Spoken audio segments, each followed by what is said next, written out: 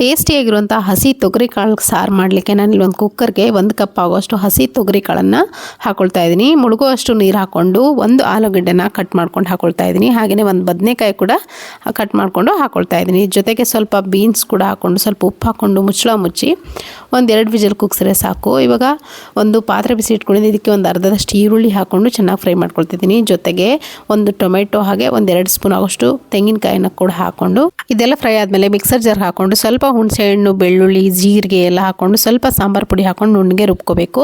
ಇವಾಗ cooker ಲಿಡ್ಡನ್ನ open ಮಾಡಿ ತೋರಿಸ್ತಾ ಇದ್ದೀನಿ. ನಮ್ಗೆ ಯಾವ ಹದಕ್ಕೆ ಬೇಕೋ ಆ ಹದಕ್ಕೆ ಕಾಳು ಮತ್ತು ತರಕಾರಿ ಎಲ್ಲ ಬೆಂದಿದೆ. ತರಕಾರಿ ಬೆಂದಿರುವಂಥ ತರಕಾರಿಗೆ ರುಬ್ಬಿದಂಥ ಮಸಾಲೆ ಹಾಕ್ಕೊಂಡು ಚೆನ್ನಾಗಿ ಮಿಕ್ಸ್ ಮಾಡಿಕೊಂಡು ಒಂದು ಟೊಮೆಟೊ ಕೂಡ ಕಟ್ ಮಾಡ್ಕೊಂಡು ಹಾಕ್ಕೊಂಡಿದ್ದೀನಿ. ರುಚಿಗೆ ಎಷ್ಟು ಬೇಕಷ್ಟು ನೋಡಿಕೊಂಡು ಉಪ್ಪನ್ನು ಹಾಕ್ಕೊಂಡು ಕುದಿಯಕ್ಕೆ ಇಡಬೇಕು.